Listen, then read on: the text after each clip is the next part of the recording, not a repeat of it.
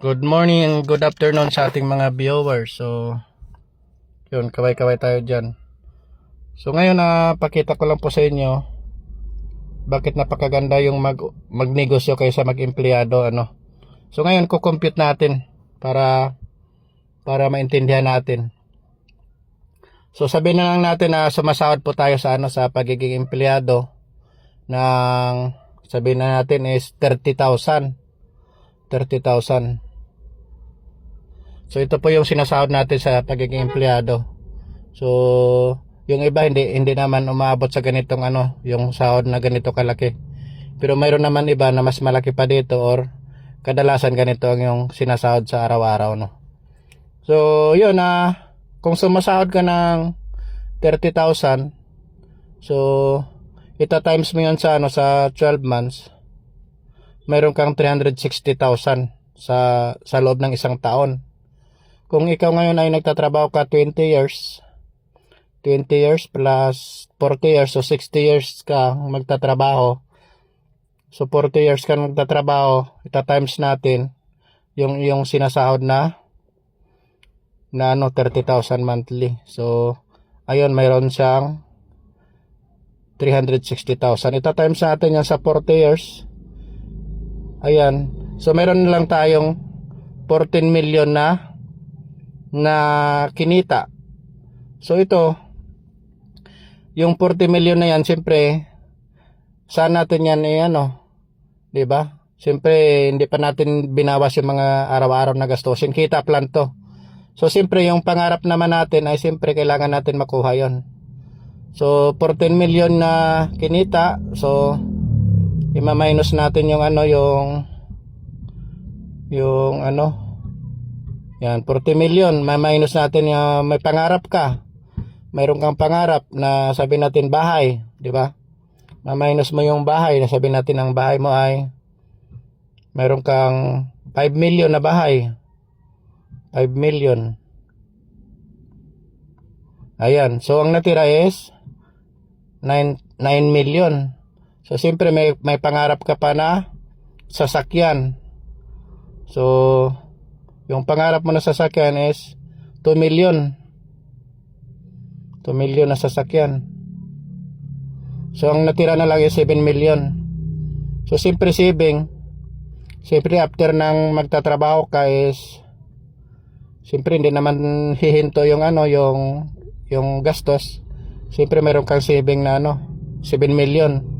Ito yung computation na ito ay kino-compute, wala pong walang bawas. Yung sinasahod mo na 30,000, hindi pa po yon yung yung mga gastusin natin sa araw-araw, 'di ba? Hindi pa yon kasama doon yung kumbaga kung sumasahod ka ng 30,000, wag mo nang gastusin kung nagsisimula ka 20 years old ka, nagtrabaho ka ng hanggang 60 years old. So yung mayroon ka lang is yan lang, 'di ba?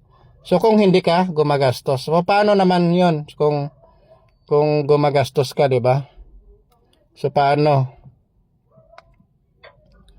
So compute natin. So sabihin natin nakapagtabi ka ng ng 10,000 kasi yung mga gastusin mo araw-araw. So kung nagtatabi ka ng 10,000 times mo ng 12 months, meron kang 120,000 sa isang taon. So kung ita times mo yan sa 40 years, so 40. So meron kang 4 million. So yung 4 million na yan, siyempre sasakyan, bahay, ipon, kulang po yan 40 years from now, di ba? Kasi siyempre mahal na yung bahay, mahal na yung sasakyan.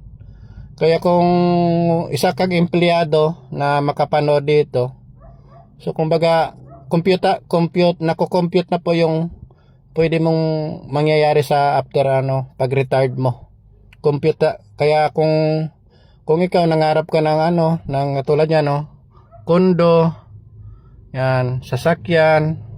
So parang malabo sa kasi siyempre kung may pamilya ka na, mayroon ka ng pinapaaral, mayroon kang 'di ba ginagastusan.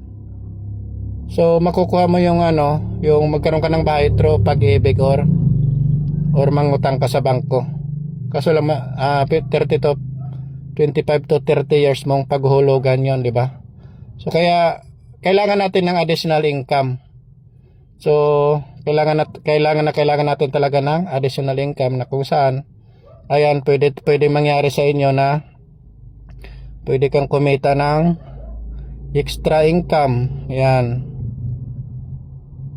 So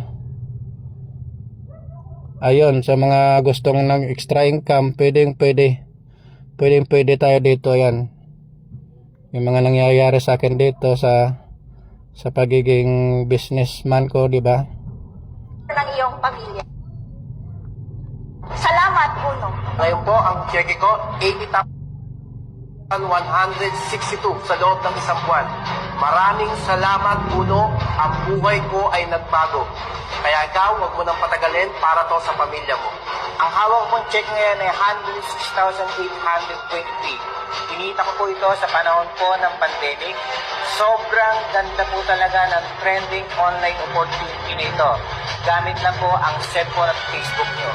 Kaya kung ikaw po, isa ka po sa nanonood ng video nito, mag-join ka lang po.